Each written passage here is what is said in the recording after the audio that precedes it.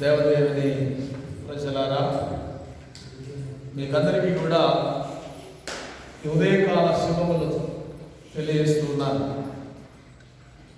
దేవుని యొక్క మహాకృపను బట్టి గతించిన వారమంతా కూడా దేవుని యొక్క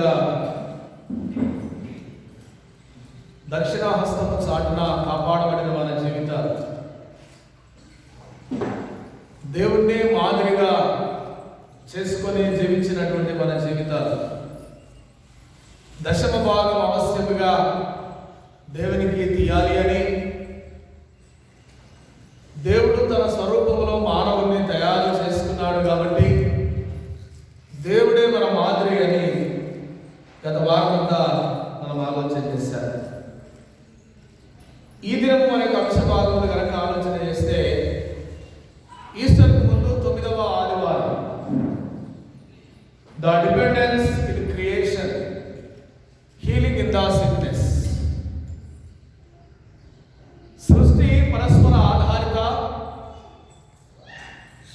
రోగములో స్వస్థత అనేటువంటి అంశాలు, రెండు అంశాలు ఈ దినం మన ముందు ఉంచబడ్డాయి. డైసెషన్ క్యాలెండర్లో ఒక అంశము మాత్రమే పూర్తి చేయబడింది. ఆల్మాలిక్ చూస్తే తెలుగు అయినా ఇంగ్లీష్ అయినా రెండు అంశాలు ఇవ్వబడ్డాయి. స్వస్థత ఆదివారం ఈ దినం, హీలింగ్ సండే. అంత మాత్రమే కాకుండా ఈస్టర్ పండుగకు ముందు 9వ ఆదివారం సందర్భంలో సృష్టి పరస్పర ఆధారిత, అంటే సృష్టిలో ఉన్న మానవులందరూ కూడా, వృక్ష సంపద అంతా కూడా ఒకరిపై ఒకరు ఆధారపడేటువంటి వారే. ఒకరిపై ఒకరు ఆధారపడడం, ఒకరి అవసరతలు ఒకరి ద్వారా తీర్చబడటం, సృష్టి మన కొరకు చూస్తుంది, మన కొరకు సృష్టి ఉన్నది అని ఈ దినమున రెండు రకాల అంశాలు మనం ధ్యానం చేయాల్సి ఉంది. సృష్టి క్రమమును మనం చూస్తూ ఉన్నప్పుడు అది ఒక క్రమమైన విధానంలో చేయబడింది. క్రమము లేకుండా సృష్టి చేయబడలే. ఆది కాండము 1వ అధ్యాయం 1వ వచనం నుంచి కనుక మనం చూస్తే, దేవుడు ఆది యందు భూమిని ఆకాశమును సృజించినట్టుగా రాయబడి ఉంది. ఒక్కొక్క దినమున ఒక్కొక్క జీవరాశిని ఆయన సృజిస్తూ ఉన్నాడు. జలచరాలు, సముద్రాలు, నీరు, భూమి, రకరకాల వృక్ష సంపద అంతటి కూడా తన క్రమములో ఆయన సృజించి, మానవుణ్ణి మాత్రం ఆయన స్వరూపములో, ఆయన సొంత రూపంలో మానవుని సిద్ధం చేసిన క్రమం ఆది కాండం 1వ అధ్యాయంలో మనం చూస్తాము. ఎందుకు ఈ క్రమం అనే పదాన్ని నేను వాడుతూ ఉన్నాను అంటే, క్రమము లేకుండా సృష్టి సృజింపబడలే. ఒక విధానం లేకుండా సృష్టి తయారు కాలే. అంటే అనాది కాలంలో దేవుడు సృష్టిని ప్రారంభిస్తూ ఉన్నప్పుడే, మానవుని సృజిస్తూ ఉన్నప్పుడే, వృక్ష సంపద, జలచరములు, ఈ సృష్టిలో అన్నింటినీ కూడా తయారు చేస్తూ ఉన్నప్పుడు ఒక క్రమమైన విధానమును పాటించినట్టుగా రాయబడి ఉంది. సృష్టికర్తనే ఒక క్రమమును అవలంబించినప్పుడు ఈ లోకములో జీవించుతున్న మనం అందరికీ కూడా ఏం కావాలి? ఒక క్రమము కావాలి, ఒక విధానం కావాలి, ఒక పద్ధతి కావాలి. ఒక విధానం ఎప్పుడు అవలంబించబడుతూ ఉన్నది అంటే, ఒకరు చెప్పినటువంటి దాన్ని, ఒక రూలుని, ఒక ప్రణాళికని 10 మంది కలిసి దాన్ని అనుసరించినప్పుడు అది ఏమవుతుందంటే సఫలీకృతం అవుతూ ఉంటుంది. చెప్పేది నీ వంతు, నా ఇష్టం వచ్చినట్టు చేస్తా అంటే నీకు క్రమం లేదన్నమాట. నువ్వు ఏమైనా చెప్పుకో, నేనైతే మారను, నేను ఎట్లా ఉంటుంది అట్నే ఉంటానంటే అక్రమమైన జీవితం అన్నమాట. దేవుడు అలా చేయలే సృష్టిని. అన్నింటినీ నోటి ద్వారా కలుగునుగా అంటే కలిగినాయి. మానవుని మాత్రం తన స్వహస్తాలతో, తన స్వరూపంలో మానవుని తయారు చేయాలి అని తన స్వరూపంలో, సొంత రూపంలో మానవుని సిద్ధం చేశాడు. ఎంత క్రమం చూడండి. మన దేవుడు లేని దేవుడు కాడు అని సంగతి జ్ఞాపకం చేసుకోవాలి. నా తండ్రికి క్రమం ఉంటే నాకు క్రమం ఉంటుంది, నాకు క్రమం ఉంటే నా పిల్లలకు క్రమం ఉంటుంది. ఇప్పుడు తండ్రిగా మనం భావించి సృష్టికర్తను పూజిస్తూ సృష్టికర్తను ఆరాధిస్తున్న దేవుడు ఒక క్రమమైన విధానంలో ఉంటున్నప్పుడు ఈ సృష్టిలో ఉన్న వారందరూ కూడా ఓ పద్ధతిని, ఒక క్రమమును, ఒక నిబద్ధతను తప్పకుండా పాటించవలసినటువంటి అవసరత ఉన్నది అనే విషయాన్ని గమనించాలి. ఆదికాండము 2వ అధ్యాయంలో ప్రత్యేకంగా సృష్టి క్రమంలో ప్రత్యేకమైన మాటలు మనకు కనబడుతూ ఉన్నాయి. 2వ అధ్యాయం 1వ వచనంలో ఆకాశమును భూమియు వాటిలో ఉన్న సమస్త సమూహము సంపూర్తి చేయబడెను. దేవుడు తాను చేసిన తన పని 7వ దినములోగా సంపూర్తి చేసి దాన్ని చేసిన తర్వాత తన పని అంతటి నుండి 7వ దినమున విశ్రమించాడు. 6 దినములు మానవుడు కష్టపడాలి, 7వ దినమున విశ్రాంతి తీసుకోవాలని బైబిలే బోధిస్తూ ఉంది. క్రియేటర్, సృష్టికర్త ఆ దినమునే మాదిరిగా నిలబెడుతూ ఉన్నాడు. 6 దినముల లోపల దాన్ని సంపూర్తి చేసి 7వ దినమున తన పనిని అంతటిని కూడా 7వ దినమున విశ్రమించాడు, విశ్రాంతి తీసుకున్నాడు. ఆదివారం రండి, పనికి పోవద్దండి, ఆదివారం డ్యూటీ చేయొద్దండి, ఆదివారం ఇంకో ప్రోగ్రాం పెట్టుకోవద్దండి అంటే మనం ఆదివారమే అన్ని పెట్టుకుంటాం. దేవుని ఆరాధన మిగిలించిన వారమైతే దేవుని మహిమను చెల్లించాల్సిన మన స్వార్థపూరితమైన పనులు చేసుకునేటువంటి ఆస్కారం కనబడుతుంది, కానీ ఆశీర్వాదములు రావు. ఇప్పుడు ఇలాంటి క్రమంలో సృజింపబడిన సృష్టి మీద మానవుడు ఆధారిత మానవుడుగా ఉన్నాడు. ఈ సృష్టినంతా చేసినప్పుడు, జలజలాలు వేసినప్పుడు, జీవరాశులు సిద్ధం చేసినప్పుడు మానవుని అధికారిగా వచ్చాడు. నువ్వు దీన్ని పరిపాలించాలని అన్నాడు. ఈ సృష్టి అంతటి మీద నీవే బాస్ అన్నాడు. ఇది నీకు ఆహారం అవుతుంది, ఈ కూర మొక్కలు కూరగా ఉంటాయి, ఇది ఫలవృక్షములు రకరకాలు ఇవన్నీ ఉన్నప్పుడు ఇవన్నీ కూడా నీ కూరగా తయారు చేయబడ్డా అన్నప్పుడు సృష్టి మీద మానవుడు ఆధారపడుతూ ఉన్నాడు. అదే సృష్టి దేవుని కుమారుల ప్రత్యక్షత కొరకు, దేవుని కుమార్తెల ప్రత్యక్షత కొరకు మిగుల ఆశతో అది తేల్చుచు ఉన్నది అని పౌలు గారు రోమాపత్రికలో జ్ఞాపకం చేస్తాడు. సృష్టి పైన మనం ఆధారపడుతూ ఉన్నాము, సృజించిన సృష్టికర్తను మరిచిపోతూ ఉన్నాము. నీ కొరకు దేవుడు వృక్షాన్ని ఇచ్చాడని, నీ కొరకు ఫలాలు ఇచ్చాడని, నీ కొరకు జీవరాశులు ఇచ్చాడని, నీ కొరకు జలచరములు ఇచ్చాడని సంతోషపడి వాటి మీద ఆధారపడుతున్నాము, కానీ అవి ఇచ్చిన దేవుని పైన మనం ఆధారపడడం మరిచిపోతున్నాం. అందుకే దినమని అంటున్నాడు, సృష్టి అంత కూడా పరస్పర ఆధారితమైనటువంటిది. Dependence in creation. సృష్టి మీద మానవుడు ఆధారపడేటువంటి వాడు. సృష్టి మానవుని దేవుని కుమారుల ప్రత్యక్ష కొరకు అది ఎదురు చూసి ఆధారపడుతూ ఉన్నదని విషయాన్ని మనం గమనించాలి. వృక్షో రక్షితి రక్షితః. వృక్షాన్ని రక్షిస్తే, ఒక వృక్షాన్ని మనం పెంచి పోషిస్తే, దానికి నీళ్లు పోసి మొక్కలు మనం పెంచితే మంచి ఆక్సిజన్ ఇస్తుంది, మంచి కల్పనిస్తుంది, మంచి కూర మొక్కలు ఇస్తుంది, మంచి మెడిసిన్ ఇస్తుంది. ఈ రకంగా సృష్టిలో ఉండబడిన ప్రతి వృక్షం గురించి ఆలోచన చేస్తే అది ఆరోగ్యదాయకమైందే కానీ దాన్ని ఖరాబు చేసినవాడు మానవుడే. క్రమంలో తయారు చేయబడిన సృష్టి పరస్పర ఆధారితమైనటువంటిది అనేటువంటి ఆలోచన మనం కలిగితే వృక్షమును కాపాడవలసిన బాధ్యత మనందరి పైన ఉన్నది. సృష్టిని కాపాడవలసినటువంటి బాధ్యత మనందరి పైన ఉన్నట్టుగా ఈ సమయంలో కనబడుతుంది. ఇలాంటి సృష్టి ఏ రకంగా దేవుడు పోషిస్తూ ఉన్నాడో 104వ కీర్తనలో కూడా మనం గమనిస్తాము.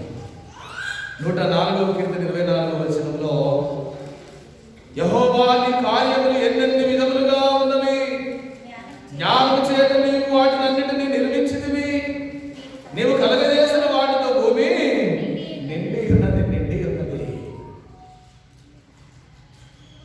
దేవుడు కలగజేసినటువంటి ప్రతి సృష్టితో ఈ భూమి ఏమైపోయిందంటే నిండి ఉన్నది. దాన్ని మనం ఆలోచన చేస్తూ ఉన్నామా? దాని గురించి ఎప్పుడైనా మనం పరిశీలన చేస్తూ ఉన్నామా? గుట్టలని కొండలని ఎవరు సృజించారు? ఆ క్రమమైన విధానంలో గుట్టలు అందముగా ఆ రాయి మీద రాయినట్టుగా పైకి ఎత్తుగా ఉంటుంది. ఏ శిల్పకారుడు చేశాడు దాన్ని? దేవుడే కదా. దాన్ని చూస్తున్న మానవుడు దాన్ని చూసి సంతోషపడుతున్నాడు.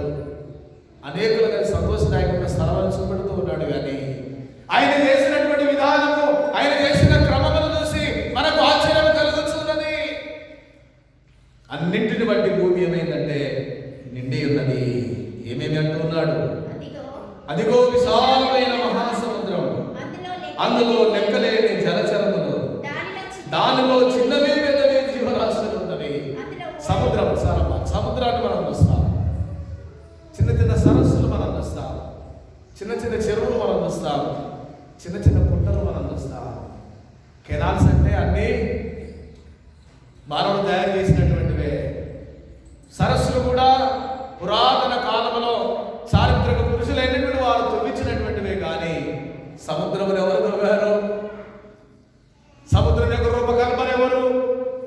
సముద్రము శిల్పి ఎవరిదని ఒకవేళ మనం చూస్తే, మానవుని అవసరతల కొరకే సృష్టికర్త అయినటువంటి దేవుడు సముద్రాన్ని సృజించినాడు. విశాలమైన మహాసముద్రం, అందులో లెక్కలేని జలచరములు, దానిలో చిన్నవి పెద్దవి జీవరాశులు ఉన్నవి. చిన్న జీవరాశులు ఉన్నాయి, పెద్దవి కూడా ఉన్నాయి. అందులో ఓడలు నడుచుచున్నవి, దానిలో ఆటలాడటకు నీవు నిర్మించిన మకరములు ఉన్నవి. మకరాన్ని సృష్టించినటువంటి దేవుడే, సముద్రాన్ని సృష్టించినటువంటి దేవుడే, సముద్రం మీద ఓడలు కూడా ప్రయాణం చేయడానికి జ్ఞానం ఇచ్చి తయారు చేసిన వాడు కూడా. ఎంత అద్భుతమైనటువంటి సృష్టి, ఎంత ఆధారితమైనటువంటిది. నీటిపైన మానవుడు ఆధారం కలిగి ఉంటున్నాడు. నీటిలో ఉన్న జలచరముల పైన కూడా మానవుడు ఆధారపడి జీవిస్తూ ఉన్నాడు. ఆ నీరు కూడా మానవుడి పైన ఆధారపడి కొనసాగుతున్నది. ఇది దేవుని యొక్క సృష్టి, క్రమం, అద్భుత ఆశ్చర్య కార్యాలు. తగిన కాలమున నీవు వాటికి ఆహారం ఇచ్చినవని ఇవన్నీ నీ దయ కొరకు కనిపెట్టుచున్నవి. నీవు వాటికి పెట్టినది అవి కూర్చుకొనును. నీవు కుప్పిలు విప్పగా మంచి వాటిని తిని తృప్తిపరచబడును. దాన్ని యేసయ్య అంటాడు, ఆకాశ పక్షులను చూడండి, అవి విత్తము కోయము కొండలో కూర్చుకున్నవు, అయినా వాటి వైభవం, వాడి జీవన విధానం, వాడి భవిష్యత్ ప్రణాళిక ఎంత మధురంగా ఉంది. మీరు ఆకాశ పక్షుల కంటే శ్రేష్ఠుడు కదా. మీరు చింతించడం వలన మీ ఎత్తును ఎక్కువ చేసుకోలేదు, ఎత్తును తక్కువ కూడా చేసుకోలేదు. ఆకాశ పక్షులు పోషిస్తున్నటువంటి సృష్టికర్త, ఆకాశ పక్షుల వైభవాన్ని సృజించినటువంటి యెహోవా నిన్ను కూడా సృజించాడు. ఒక ప్రత్యేకమైన వాడవిగా, ప్రత్యేకమైన దానిగా దేవుడు సృష్టించినప్పుడు ఆ సృష్టికర్తను మరవకుండా, సృష్టి మీద మాత్రమే ఆధారపడకుండా సృష్టికర్త మీద ఇంకా మనం ఆధారపడితే ఆయన తృప్తి కలిగిన భోజనాన్ని మనకి ఇస్తాడు అని ఈ వాక్య భాగంలో మనం చూస్తాం. నీవు గుప్పిలు విప్పగా అవి మంచి వాటిని తిని తృప్తిపరచబడు. నీవు ముఖము వరకు చేసుకునగా అవి కలతపడును. నీవు వాటి ఊపిరి తీసివేసినప్పుడు అవి ప్రాణములు విడిచి మండిపోతాయి. ఈ రకంగా సృష్టి క్రమం ఒక ప్రత్యేకమైనదిగా ఉన్నట్టుగా ఈ వాక్య భాగంలో మనం చూస్తూ ఉంటున్నాం. అంటే సృష్టి ఆధారితమైనటువంటిది, పరస్పర ఆధారితమైనటువంటి జీవులుగా, జీవరాశులుగా, మానవుడుగా, మానవురాలుగా ఏర్పాటు చేసినాడని ఈ మొదటి భాగంలో మనం చూస్తాం. సృష్టి అంతా కూడా పరస్పర ఆధారితమే. రెండవదిగా మనం గమనిస్తే సృష్టి దేవుని ద్వారా కలుగుతూ ఉన్నది, లేదా స్వస్థత అనేటువంటిది సృష్టిలో ఉన్నటువంటి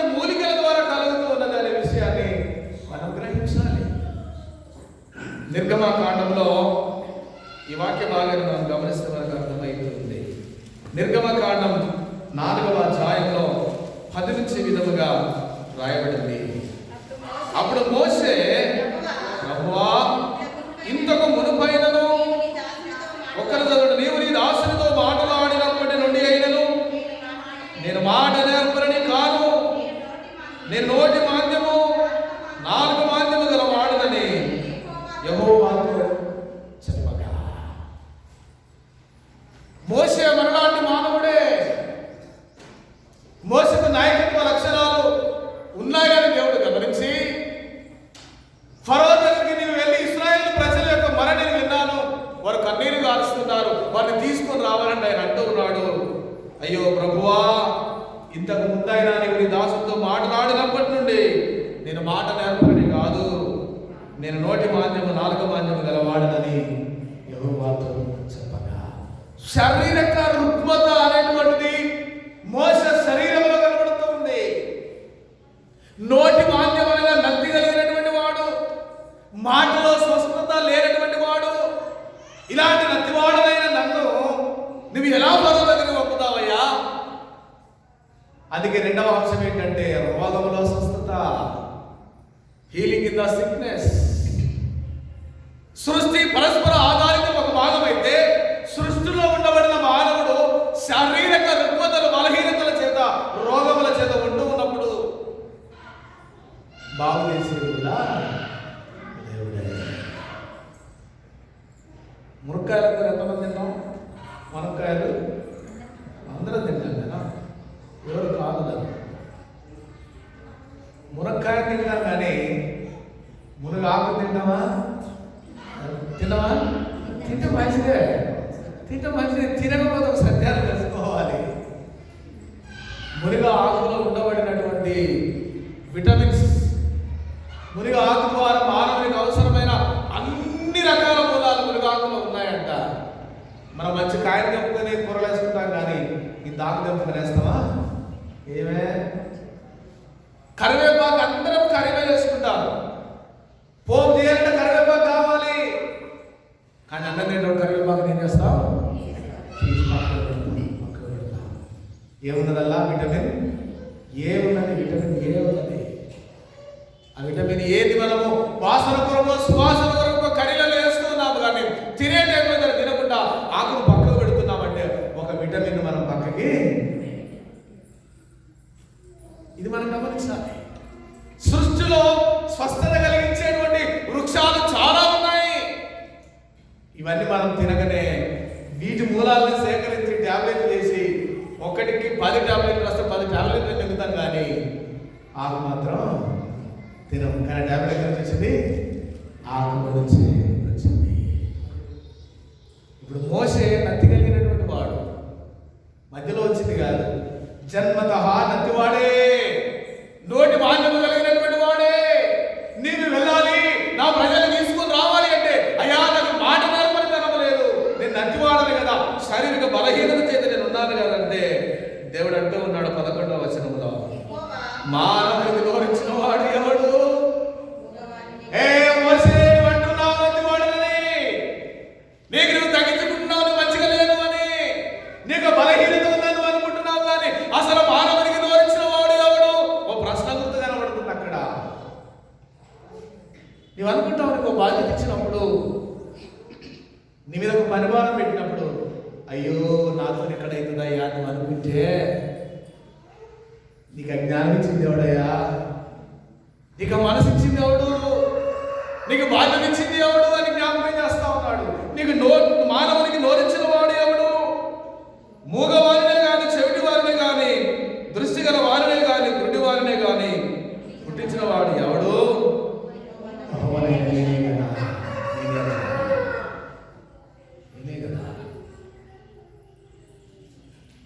మానవ శరీరంలో ఏదో బలహీనత ఉంటుంది. 100కు 100% పర్ఫెక్ట్ పర్సన్స్ ఎవరు లేరు. ఏదో ఒక బలహీనత కనబడుతూ ఉంటుంది, ఏదో ఒక శరీరం పనిచేయకుండా ఉంటుంది, ఏదో ఒక అవయవం బలహీనంగా కనబడుతూ ఉంటుంది. చివరికి ఏదేమని ఒకవేళ ఆసక్తి ఉన్నా శరీరం బలహీనం అయిపోతుంటది. ఆ శరీరాన్ని ఇచ్చింది ఎవరయ్యా? నేనే కదా. నువ్వు అనుకుంటున్నావు సహోదరి సహోదరుడా, ప్రార్థనకు రావాలంటే కాళ్ళ లాగుతున్నాయి, కూర్చోలేకపోతున్నా, ప్రయాణం చేయలేకపోతున్నా అని నీ బలహీనతల గురించి బాధపడుతున్నావు. వాస్తవానికి శరీరంలో బలహీనత ఉన్నది, కానీ అది ఇచ్చింది ఎవడయ్యా? నేనే కదా అని అంటున్నాడు.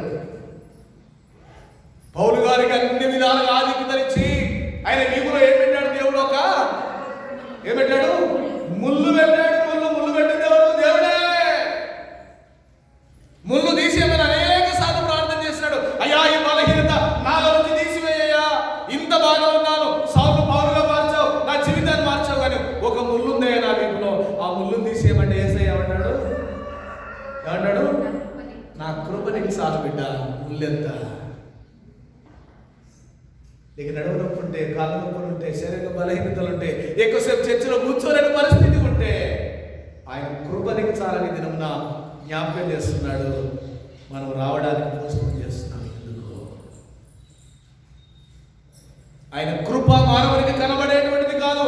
ఇంటర్నల్ గా కరెంట్ ఏ రకంగా అంతర్గతంగా పనిచేస్తూ ఉన్నదో, మనం ప్రార్థన చేస్తున్నప్పుడు, దేవుని ఆరాధిస్తున్నప్పుడు అంతర్గత శరీరంలో దేవుని కృప అనేటువంటిది ఆ రకంగా బలపరుస్తూ ఉంది. కాబట్టి మనం సజీవంగా ఉంటూ ఉన్నాం, ఆరోగ్యదాయకంగా ఉంటున్నాం. కానీ బలహీనతని మనం ముందు పెట్టుకొని మోసే అన్నట్టుగా నాకు నచ్చున్నదయ్యా, మా నోటి మాధ్యం గలవాడనని ఒకవేళ మనకు తగ్గించుకుంటున్నామేమో, మనం ఒకవేళ వెనకేసుకుంటున్నామేమో. దేవుడు అంటున్నాడు, అసలు ఆ నోరేసింది ఎవడయ్యా? విడివాళ్ళు గుడిచింది ఎవడయ్యా? చెడు వాళ్ళు గుడిచింది ఎవడయ్యా? నేను కాదా? నేనే కదా. సువార్త పాఠ్యాలలో యోహాను సువార్త 9వ అధ్యాయం 1వ వచనంలో ఈ విధంగా రాయబడింది. యోహాను సువార్త 9వ అధ్యాయం 1వ వచనం. ఆయన మార్గమున పోవుచుండగా పుట్టు గుడ్డివాడు అయిన ఒక మనుషుడు కనబడను. ఆయన శిష్యులు ఒకరి బోధకుడా, వీడు గుడ్డివాడైనకు ఎవడు పాపం చేశాను? చాలండి. యేసయ్య ప్రయాణమై వెళుతూ ఉన్నాడు, ఆయనతో పాటు ఆయన శిష్యులు ఉన్నారు. కానీ పుట్టినది మొదలుకొని గుడ్డివాడుగా పుట్టినటువంటి ఒక మనుషుడు కనబడితే ధర్మశాస్త్రం తెలిసినటువంటి వారు యేసయ్యను అడుగుతున్నారు, బోధకుడా, వీడు గుడ్డివాడుగా పుట్టాడు కదా, ఎవరు పాపం చేశారయ్యా? వీడు కన్నవారు పాపం చేశారా? వీడు పాపం చేశారు? ఎందుకు పెట్టాడు? శారీరక బోధం అని ఒక బలహీనత. మనమైతే అంటాం, వాళ్ళు మంచి లేదా గిట్లేదుకు ఏంటిది? ధర్మశాస్త్రం కూడా అదే చెప్తుంది. తల్లిదండ్రులు పులిసినవి తింటే పిల్లల పళ్ళు ఖరాబ్ అయినాయి అంట. తండ్రులు చేసిన పాపం పిల్లలకు తరతరాలుగా వస్తూ ఉన్నదంట. ఈ ధర్మశాస్త్రం అడిగిన వారు ప్రభువులు అంటున్నారు, వీరు గుడ్డివారుగా ఉండడానికి ఎవరు పాపం చేశారు? వీడా, వీడి కన్నవారా, వీడు రోగం చేత ఉన్నాడు కదా, బలహీనత చేత ఉన్నాడు కదా, ఎవరు పాపం చేశారయ్యా అనంటే యేసయ్య చక్కటి సమాధానం చెప్తున్నాడు. 2వ వచనం చదవండి. వీడైనా కన్నవారు పాపం చేయలేదు, కానీ దేవుని క్రియలు వీరి యందు ప్రత్యక్షపరచబడుటకే. ఇప్పుడు మనకు అర్థం కావాలి, ఎవడు పుట్టించాడయ్యా? నీకు నచ్చినది అంటున్నావే, నచ్చినిచ్చింది ఎవరు? శారీరక బలహీనత అంటున్నావు, ఎవరిచ్చారు? వీడు పుట్టిన మొదలుకొని గుడివాడుగా ఉండడానికి కారణం ఎవరు? వీడావిని కన్నవారంటే ఎవరు పాపం చేయలేదు ఆయన? దేవుని క్రియలు ప్రత్యక్షపరచబడడానికి వీడు గుడివాడిగా పుట్టాడు అని ఊరుకోలా. నేలపైన ఉప్పు వేశాడు, తీసుకనలకు రాసి సిలోయమని కోనేటికి వెళ్ళి కడుక్కోమని చెప్పాడు. ఏమైంది? స్వస్థత కలిగింది, చూపు కలిగింది. అనారోగ్యముల రోగముల స్వస్థత ఇచ్చేవాడు దేవుడు. బలహీనతలు ఉన్నాయంటే దేవుని యొక్క ఉద్దేశం ఏదో ఉంటుందని దేవుని మీద ఆధారపడి మనం ప్రార్థన చేయాల్సినటువంటి వారమే కానీ బలహీనుడ ఇంకా కృంగిపోవాల్సిన అవసరత లేదు అన్న సంగతిని జ్ఞాపకం చేసుకోవాలి. నత్తివాడు నోటి మాదిరి కలిగినటువంటి వ్యక్తిని దేవుడు నాయకుడిగా ఉంచాడు. పుట్టు గుడివారికి పుట్టిన వాడిని దేవుని క్రియలు ప్రత్యక్షపరచబడడానికి వీడు ఇలాగ పుట్టాడని చెప్పి ఆ వ్యక్తిని గమనిస్తూ ఉంటున్నాం. అందుకే 103వ కీర్తనలో కూడా ఈ విధముగా రాయబడింది. 103వ కీర్తన 3వ వచనం. నీ దోషములన్నిటిని క్షమించువాడు, నీ సంకటములన్నిటిని కుదుర్చువాడు, సమాధిలో నుండి ప్రాణమును విమోచించుచున్నాడు, కరుణా కటాక్షములను నీకు కిరీటముగా ఉంచుచున్నాడు. హల్లెలూయా, హల్లెలూయా. నీ సంకటములన్నిటిని కుదుర్చువాడు, శారీరక రుగ్మతలన్నిటిని బాగు చేయవాడు, శరీరంలో పనిచేయలేనటువంటి అవయవాన్ని కూడా కుదుర్చువాడు ఆయనే అని చెబుతూ సమాధిలో నుండి నీ ప్రాణమును విమోచించువాడు దేవుడే కదా. సృష్టి పరస్పర ఆధారితమైనది అనుకుంటున్నప్పుడు స్వస్థత అనేటువంటిది అది దేవుని దగ్గర నుంచి కలుగుతుందన్న సత్యాన్ని ఈ దినమున మనం గ్రహించాలి. సమాధిలో నుండి ప్రాణమును విమోచించుతూ ఉన్నాడంటే మరణాపాయ స్థితిలో నుంచి దేవుడు ఏం చేస్తున్నాడు? ప్రాణాలతో కాపాడుతున్నాడు. 118వ కీర్తనలో ఉంటుంది, నేను చావను, సజీవుడైన యెహోవా క్రియలను వివరించెదను. నాకు శరీరం బలహీనమైపోయిందంటే, రోగం వచ్చిందంటే, రుగ్మతలు వచ్చాయంటే చావడానికి కాదు, దేవుని క్రియలు ప్రత్యక్షపరచబడడానికి కలుగుతున్నదని జ్ఞాపకం చేస్తూ యెహోవా నా దేవుడు నన్ను కఠినంగా శిక్షించాడు కానీ ఆయన మరణానికి నన్ను కొన్నిసార్లు మన శరీరంలో కలిగేటువంటి బలహీనతలు మరణానికి అప్పగించేటువంటివి కావు. దేవుడు కఠినంగా శిక్షించే పరిస్థితులు ఒకవేళ ఉన్నప్పటికీ ఆయన మరణానికి అప్పగించే దేవుడు కాడు. మన సంఘ సభ్యులు ప్రవీణ్ గారు పోతుల కఠినమైనటువంటి బాధ, కఠినమైనటువంటి శిక్ష, ధైర్యం ఉందా అని చెప్పగలవా? నేను ప్రార్థన చేస్తే అన్న బాగుపడని, నేను కన్నీరు కాస్తే ఆ దాసులు సజీవంగా మన సంఘంలోకి వచ్చాడని ఎప్పుడు చెప్పగలవా తెలుసా? నేను కన్నీరు కాచి ప్రార్థన చేశాను, ప్రభు సన్నిధిలో కనిపెట్టి గోజాడినప్పుడు, విజ్ఞాపన ప్రార్థన చేసినప్పుడు, నోరు తెరిచి ఆ ఇంటి కొరకు నేను ఏడ్చినప్పుడు కదా నీ ప్రార్థన విని ఆయన బాగు చేశాను. సంఘమంతా ప్రార్థన చేశాను, భారంగా ప్రార్థన చేశాను. ఏమైంది? దినమున కఠినంగా శిక్షించినట్టుగా శరీరం బలహీనంగా ఉందని కానీ మన దేవుడు మరణానికి అప్పగించే దేవుడు కాడు కాడు. సంఘవాదులు ఒక విషయాన్ని గ్రహించాలి. శుక్రవారం ప్రార్థన ఏదో ఆడుల ప్రార్థన అనుకుంటారు, మూర్ఖత్వం అది. ప్రకటన చెప్తున్నప్పుడు మీరు గమనించండి, పుస్తకంలో రాసింది మీరు చూడండి, ఏమని ప్రకటన చేస్తారు. సంఘం అంతా కూడా రావాలి ఉపవాస ప్రార్థన రాసి ఉంటుంది అక్కడ. కానీ ఎవరు వస్తారు? సండే టు సండే కదా మన జీవితాలు, శుక్రవారం ప్రార్థన రామాను. నేనేమంటానంటే ఎవరో ఒక్కరు, ఇద్దరు, ముగ్గురు ఈ స్థలంలో ఏడ్చుకుంటూ చేస్తున్న ప్రార్థనే ఈ దినం సంఘాన్ని కాపాడుతుంది. అందులో నీ ఉన్నావా? అందులో నీ కుటుంబం ఉందా? అందులో నీ సమయం ఉందా? అఫ్కోర్స్ శుక్రవారం జాబ్స్ ఉంటాయండి, నీకే దయగా నీకేం పని లేదు, ఈయన ఒకరు ఉంటావు, నువ్వు అని చర్చలకు వస్తావు. నీకు దేవుడు ఉద్యోగాన్ని ఇచ్చాడు, బంద్ చేయమని చెప్పట్లే. దేవుడు ఉద్యోగాన్ని ఇచ్చాడు, అది బంద్ చేసి చర్చకమని చెప్పట్లే. కనీసం నీ కుటుంబం, నీ పిల్లలు శుక్రవారం పరిగెత్తుకుని వచ్చి ఇక్కడ ప్రార్థన చేసే స్థితిలో ఉన్నాక, మంగళవారం ఇళ్ళలో ఉపవాస ప్రార్థన, సెలెక్ట్ ఫ్యామిలీస్కి మనం వస్తాం, అందరి ఇళ్ళకు రాము. నీట్ గా పెడితే వస్తారు ప్రార్థనకి, దేవుని ఆరాధించడానికి, దేవుని స్తుతించడానికి ఈ ఆరాధనలన్నీ ఏర్పాటు చేస్తా ఉంటే ఏమైపోతుందంటే చెవిటోళ్ళు కూడా చెప్పుకుదినట్టే అవుతుంది, ఎక్కడేసిన పొంగడి అక్కడ వేసినట్టుగా ఉంటూ ఉంది. నువ్వు ఎన్నైనా ప్రకటన చేసుకో, నేను మారను, నా కుటుంబం మారదు. దేవుడు బాధపడతాడు బిడ్డ, దేవుడు వేదన పడతాడు. నీ ఇంట్లో ఒక ముళ్ళును పెడతాడు, నీ ఒంటిలో ముళ్ళును పెడతాడు. అప్పుడు నువ్వెంత గోజాడినా కూడా, నువ్వెంత కన్నీడు ప్రార్థన చేసినా కూడా, బిడ్డ ప్రార్థన రమ్మని నువ్వు రాలే కదా అని ఒకవేళ ప్రశ్నిస్తే సమాధానం చెప్పుకొని సాకులు చెప్పే స్థితిలో ఉంటావా? ఆలోచన ఆలోచన.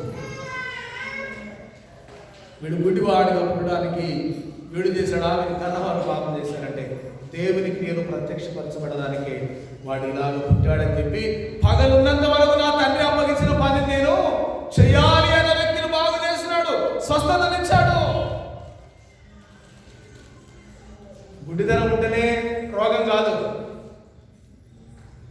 చెవులు వినబడకపోతేనే రోగము కాదు, నత్తి ఉంటేనే రోగము కాదు, చెప్పుకోలేని సమస్యలు మన శరీరంలో ఎన్నో బలహీనతలు ఉంటాయి. ఈ దినమున దేవుడు అంటున్నాడు, బిడ్డ, నా కుమారుడా, నా కుమార్తె, నువ్వు చింతించకు, మోసకు తోడుగా ఉన్న నేను నీకు తోడుగా ఉంటా. గుడివారి కనుల మీద గుబితో రాసిన బురద చేసి రాసి కట్కొమరగానే చూపునిచ్చినటువంటి నేను నీకు కూడా మనోనేత్రాలు తెరుస్తాను. సిద్ధంగా ఉన్నావా?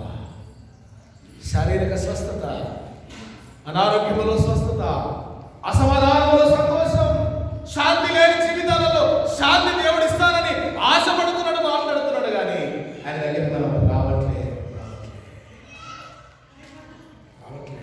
ప్రయాసపడి భారం మోసుకుంటున్న సమస్త జనుడారా, నా ఎదురండి అని అంటున్నాడు. ఈ దినం చాలా మందికి ఏం పాట పాడేదో తెలియదు, ఏం వాక్యం చదివిందో తెలియదు. డైరెక్ట్ ప్రసంగం సగం అయిపోయిన ప్రసంగం ఏమర్థమవుతుంది? ఆశీర్వాదం కంటే 50-50 సగం సగమే వస్తుంది. 9:30 గంటల కంటే 9:30 గంటలకు ఆరాధన ప్రారంభమైంది. సువార్త పాఠం మీరే మస్తు చెప్తారే. ఇక చూడరు మీరు వచ్చే వాళ్ళ నుంచి 9:30 ఎవ్వరు ఆరాధన ప్రారంభంగా నడుస్తూ ఉంటుంది. యాని బతుకు మారదా? నీ కుటుంబ పద్ధతి మారదా? నీ ఆరాధన పద్ధతి మారదా? ఎట్లా ఊరు పోవడం 4 గంటలు 3 గంటలు లేవా? ప్రార్థన అంటే ఎందుకంత శ్రద్ధ? ఆరాధన అంటే ఎందుకంత శ్రద్ధ? ఆన్లైన్లో వాక్యం వింటున్న వారు ఉన్నారు, చర్చిలో వినే వారు ఉన్నారు. ఒక క్రమముతో సృష్టి సృజింపబడింది. సృష్టిలో సృష్టికర్తలు ఆరాధిస్తున్న మన జీవితాలకు ఏం కావాలంటే ఒక క్రమము కావాలి, ఒక పద్ధతి కావాలి. శారీరక రుగ్మతలు, బలహీనతలు ఉంటున్నప్పుడు సమాధిలో నీ ప్రాణమును విమోచించే దేవుడు మనకున్నాడు. కరుణా కటాక్షముడు ఆయన ఏం చేస్తున్నాడు? కిరీటముగా పక్షిరాజు యవనము వలె మన యవనము కొరత తగ్గుతున్నట్టు మేలుతోని హృదయాన్ని, అయ్యా దేవుడు నాకు ఏం మేలు చేయట్లేదయ్యా, మేలు చేసే దేవుడి దగ్గరికి మేలు ఒప్పుకునే విధంగా వస్తున్నావా? మేలు చేసే దేవుడి దగ్గరికి ఎలా వస్తున్నా? ఎలా దేవుని ఆరాధిస్తున్నా? మేలుకరమైన క్రమం మన జీవితంలో ఉంటే ఆయన మేలుతో మన హృదయాన్ని తృప్తిపరుస్తాడు. సువార్త పాఠ్య భాగంలో ఒక మంచి మాట కనబడుతుంది. పరిశుద్ధుడైన మత్తయి రాసిన సువార్త 13వ అధ్యాయం 4 నుంచి విధంగా రాయబడింది. సార్దంటే వాడు విత్తుచుండగా కొన్ని విత్తనములు త్రోవ ప్రక్కన పడెను, పక్షులు వచ్చి వాటిని విరిగివేసెను. కొన్ని చాలా మన్ను లేని రాతి నేలను పడెను, అక్కడ మన్ను లోతుగా ఉండనందున అవి వెంటనే మొలిసెను, గాని సూర్యుడు ఉదయించినప్పుడు అవి మాడి వేరు లేనందున ఎండిపోయెను. కొన్ని ముళ్ళ పొదలలో పడెను, ముళ్ళ పొదలు ఎదిగి వాటిని అణిచివేసెను. కొన్ని మంచి నేలను పడి ఒకటి 100 గాను, 60 గాను, ఒకటి 30 గాను ఫలించెను. అందరు చదువుదామా? చెవులు గలవాడు అన్నమాట. చెవులు గలవాడు, చెవులు గలవాడు, చెవులు గలవాడు. సృష్టి పరస్పర ఆధారిత. అంత మాత్రమే కాకుండా హీలింగ్ ఇన్ ద సిక్నెస్, రోగములో స్వస్థత. సృష్టి ఒకదానిపై ఒకటి ఆధారపడుతున్న విధానంలో మానవునికి శిష్యులకు అర్థమయ్యే రీతిగా బోధిస్తూ ఉన్నాడు. ఒక వ్యక్తి విత్తనాలు విత్తుచు వెలుచు ఉన్నాడు. ఎవరు ఆయన అంటే బాధకుడు, సేవకుడు. ఆయన వాక్యం విత్తుకుంటూ వెళ్తా ఉంటే కొన్ని నేలలో ఏ రకమైన నేలలో విత్తనాలు పడుతూ ఉన్నాయో దాని ఫలితం ఎలా ఉందో వాక్యంలో రాయబడి ఉన్నది. వాడు విత్తుచుండగా కొన్ని విత్తనములు త్రోవ ప్రక్కన పడెను, పక్షులు వచ్చి వాటిని ఏం చేస్తున్నవి? నేల పక్కన పడిన విత్తనాలు అది భూమిలో పడకుండా పక్కన పడిపోయింది కాబట్టి ఆకాశ పక్షి వస్తుంది, దాన్ని ఎత్తుకొని పాతా ఉంటుంది. ప్రయాసపడి 50 రూపాయలు ఆటో కిరాయి పెట్టుకుని చేర్చుకొస్తారు. చెట్ల కింద రేకుల కింద కూర్చుంటారే. ఇక్కడ కదా జీవమైనటువంటి నేల, ఇక్కడ కదా దేవుని ఆరాధిస్తూ ఉన్నది, ఇక్కడ కదా ప్రార్థన చేస్తూ ఉన్నది, ఇక్కడ కదా వాక్యం అందిస్తూ ఉన్నది. నువ్వు ఎక్కడో చెట్ల కింద రేకుల కింద ఉంటావే, వాక్యం వింటావు, మైకులు బయట వినబడుతుంది, కానీ త్రోవ ప్రక్కన పడిన నేలతో నీ జీవితం సమానం. సహోదరి సహోదరుడా, పిల్లల కొరకు బయటికి పోయిన పోయినామండి. ఇక్కడే ఎత్తుకుని లాలించు అలవాటు చేయి. చర్చ చిన్నప్పటి నుంచే కూర్చోవడం నేర్పించు, బైబిల్ చదివించడం నేర్పించు, మోకరించడం నేర్పించు. వాళ్ళ వంక పెట్టుకుని బయట తిరిగితే పెద్దవారి తర్వాత వాళ్ళు కూడా బయటకి తిరుగుతారు. కొంతమందికి మాట కోపం అనిపిస్తుంది. ఎన్నిసార్లు చెప్పిన సండే స్కూల్ కూడా ఇంకా బయట కూర్చుంటూనే ఉంటున్నారు. అదా ఆరాధన? ఆరాధన అంటే అదేనా? విత్తనాలు విత్తుచూ ఉన్నాడు కానీ కొన్ని త్రోవ ప్రక్కన విత్తనాలు పడ్డాయి, పక్షులు వచ్చి వాటిని. అలాంటి క్రైస్తవత్వంలో జీవిస్తున్నామా? ప్రశ్నించుకోవాలి. తర్వాత ఏమంటున్నాడు? కొన్ని చాలా మన్ను లేని రాతి నేలను పడను. కొన్ని మన్ను లేని నేల అంటే చర్చిలో మనం ఉంటాము కానీ విత్తనం పడుతుంది కానీ కింద ఏం లేదంట, మన్ను లేదు, లోతుగా వెళ్ళలేదు, మీద మీదనే మట్టి ఉన్నది. ఆ గింజ పోయి చచ్చిపోయి అది మొలకెత్తే అంత మట్టి కింద పదం లేదనమాట. ఎండబడుతూ ఉంటుంది, కింద మట్టి లేదు కాబట్టి ఏమవుతుంది? అట్లా ఒకవేళ మన జీవితాలు ఉన్నాయా? అంజూరపు చెట్టు చాలా పచ్చగా ఉంది, దాన్ని వేసే చూశాడు, అబ్బా చెట్టు చాలా పచ్చగా ఉంది కదా, ఆకలి అవుతుందే, ఏమైనా పళ్ళు దొరికితే చిట్టుకాడ పోయాడు, ఏముంది ఆకలి పోయింది. ఏం చేశాడు ఏసయ్యా? అబ్బా నా చెట్టు బంగారమే, బాగున్నవి అన్నాడా? మళ్ళా సంవత్సరం ఎండిపోదు అని చెప్పాడు. క్రైస్తవ జీవితానికి ఒక హెచ్చరిక. పైకి పచ్చగా ఉంటున్నాము కానీ మన జీవితంలో ఫలాలు లేవు. విత్తనం పడుతుంది మన హృదయంలో కానీ మన హృదయంలో అడుగు వరకు మట్టి లేదు కాబట్టి ఏమవుతుందంటే ఎండగొట్టగానే వాక్యము చచ్చిపోతుంది, ఎండిపోతుంది. ఆ స్థితిలో మనం ఉన్నామా? ఆలోచన చేయాలి. కొన్ని ముళ్ళ పొదల్లో పడ్డాయి, ముళ్ళ పొదలు ఎదిగి వాటిని అణిచివేశారు. ముళ్ళ పొదలు అనేటువంటివి మీద మీద వాక్యం వింటారు కదా, ఓ హర్రి బరి చర్చకు వస్తారు, ఎత్తిపాయ ఊసిపాయ ఆసిపాయ వాక్యం ఏమి వినరు. మరి హృదయంలో వాక్యం పడుతుంది, మనసులో పడుతుంది కానీ ముళ్ళ పొదల లాంటి శ్రమలు వచ్చినప్పుడు ఎదుగుతున్న మొక్కను ఆ ముళ్ళ పొదలు ఏం చేస్తాయంటే అణిచివేస్తాయి. నీ సేవకుడు నీకు విత్తుతున్న వాక్యం ముళ్ళ పొదలో పడ్డట్టుగా నీ హృదయం ఉందా? మన్ను లేకుండా రాయిగా ఉన్నటువంటి నిలబడినటువంటి విత్తనం వలె నీ హృదయం ఉందా? దైవ సన్నిధికి వస్తున్నావు కానీ వాక్యము ప్రక్కన పడితే ఆకాశ పక్షులు ఎత్తుకొని పోయే విధముగా నీ హృదయం పక్కగా ఉందా? ఈ దినమున స్వపరీక్ష చేసుకోవాలి, ఆలోచన చేయాలి. ఇంకొక విత్తనం గురించి చెప్తున్నాడు. కొన్ని మంచి నేలను పడి ఒకటి 100 గాను, ఒకటి 60 గాను, ఒకటి 30 గాను. మంచి నేల, రాతి నేల, ముళ్ళ పొదలు, త్రోవ ప్రక్కన. ఏ నేలకు మన హృదయం ఉంది? ఈ దినమున ఒక ప్రశ్న మనం వేసుకోవాలి. ఇన్ని రకాలుగా విత్తనాల గురించి ఉపమానం వేసి జ్ఞాపకం చేస్తూ ఉన్నాడు కానీ మన మంచి నేలగా మన హృదయం ఉందా? మంచి నేలకు సాదృశ్యంగా మన కుటుంబం ఉందా? మన పిల్లలు ఉన్నారా? మనం ఉన్నామా? మన ఆరాధనలో మంచి నేల పడిన విత్తనం ఫలించినట్టుగా 100 60 30 మనం ఫలిస్తూ ఉన్నామా? సమస్య రాగానే పక్కకు పోతూ ఉన్నామా?